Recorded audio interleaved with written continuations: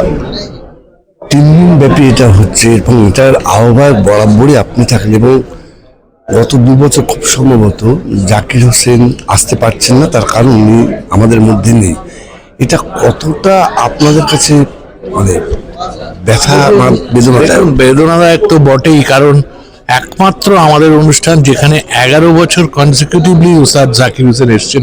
আমাদের বিরাট সৌভাগ্য, আমি ওনার এত ভালোবাসা পেয়েছি এবং আমার গুরুদেব যার জন্য হচ্ছে স্যার সামনার উস্তাদ আলী আকবর খান সাহেব, তাকে যে সম্মান যে প্রণাম উনি জানিয়েছেন 11 বছর ধরে, সেইটা আমরা সশরীরে পাচ্ছি না। নিশ্চয়ই উনি থাকবেন এবং তার জন্যই আমাদের আজকে প্রথম যে দিনের অনুষ্ঠানের একটি পার্ট ওনাকে পুরোপুরি ট্রিবিউট করে করা হচ্ছে।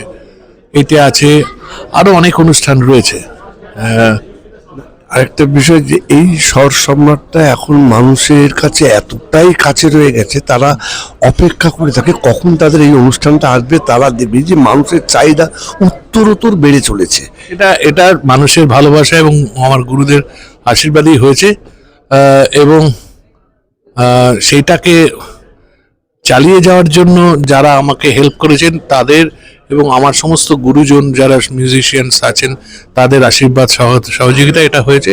সর্বোপরি মানুষের ভালোবাসা এবং আশীর্বাদ।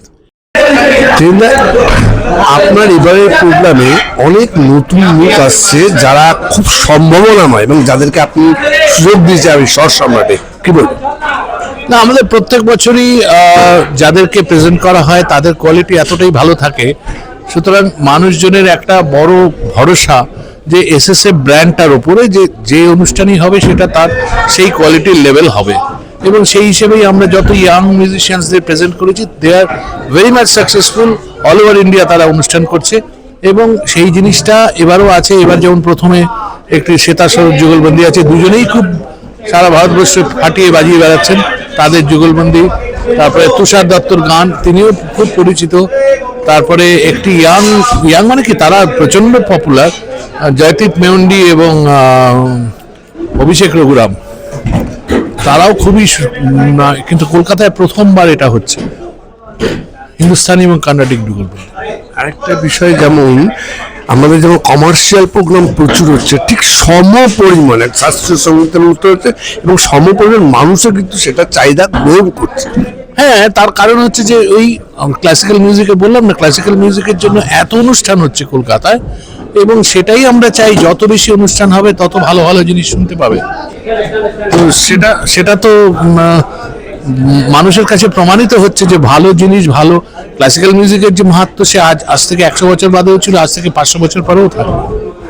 আমাদের একটা মনে হয় যে আসছে না, তা নয়। সবাই সব অনুষ্ঠানই আপনি দেখুন কত ক্লাসিক্যাল অনুষ্ঠান হচ্ছে, কত পপ হচ্ছে। বিশেষত এই কোভিডের পরে, পোস্ট কোভিড মানুষের খিদেটা অনেক বেড়েছে। আমি একটা শেষ প্রশ্ন, যেমন শাস্ত্রীয় সঙ্গীতের মানুষের যে আকৃষ্ট বেড়েছে, যারা এই আকৃষ্ট হয়ে আসছে এবং এই অনুষ্ঠানে কিন্তু প্রত্যেকটা সিট ভর্তি হয়ে যায়, কতটা আপনাদের এই ভর্তি হওয়া সিট অনুপ্রেরণা দেয়? সে তো বটেই, অনুপ্রেরণা দেয় এবং আমাদের সেই স্থির বিশ্বাস, কনফিডেন্সটা হয়েছে এবং মানুষজনের ভালোবাসা আশীর্বাদ এসেছে বলেই আমরা 13 বছর এগোতে পেরেছি এবং শ্রেষ্ঠ সঙ্গীত দেওয়ার চেষ্টা করেছি।